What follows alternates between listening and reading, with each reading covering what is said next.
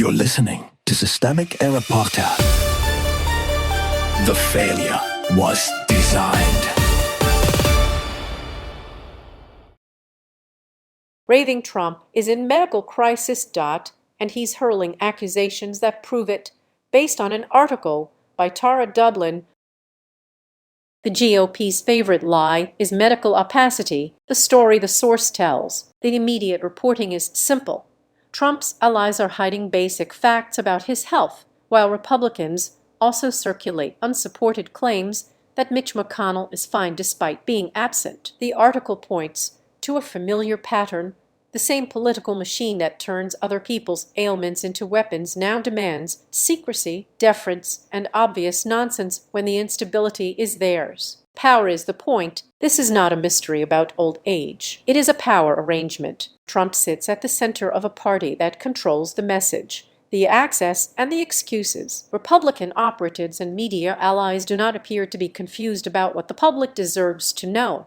They are choosing concealment, because concealment protects the regime. The question is not whether Trump looks unwell. The question is who benefits from keeping voters in the dark while the machinery of government is still being run through him. Weaponize weakness, hide your own. Trump has spent years treating illness as weakness when it belongs to other people. Clinton's pneumonia, Biden's age, disability, sobriety, appearance, all of it became raw material for cruelty that was never about honesty or fitness. It was about domination through humiliation. Now the same coalition wants the public to pretend that Trump's own health is off limits. That is not hypocrisy by accident. It is the operating system. When weakness belongs to a Democrat, it becomes a referendum on legitimacy. When weakness belongs to Trump, it becomes a forbidden subject wrapped in loyalty, rituals, and fake certainty. The cover-up industry. The McConnell material is part of the same ecosystem. A senior Republican vanishes, and suddenly the preferred response is anonymous reassurance,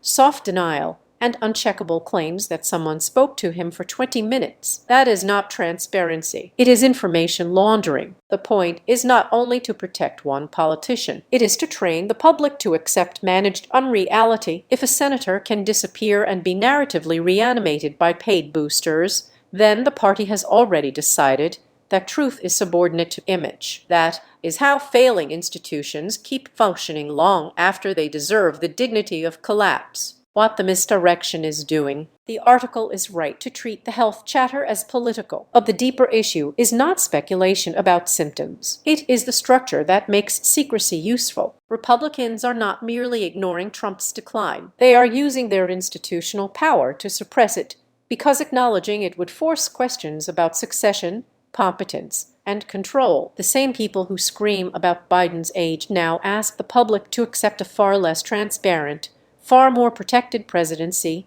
without complaint. That is not a double standard. It is a protection racket. The systematic lesson, the larger pattern is authoritarian politics by way of selective disclosure. Expose your enemies, shield your own, and flood the zone with loyalist noise until reality itself feels partisan. Democrats should not waste time performing concern over Republican dignity that Republicans never extend to anyone else. The strategic issue is accountability. Voters need concrete facts about who is governing, who is hiding what, and who profits from the lie. In that sense, the health story is not about gossip at all. It is about a party that has replaced public truth with managed decay and expects the rest of the country to call that normal. You've been listening to Systemic Error. Thanks to Raw Story for today's article with the automated voice of LJ. Thanks for listening.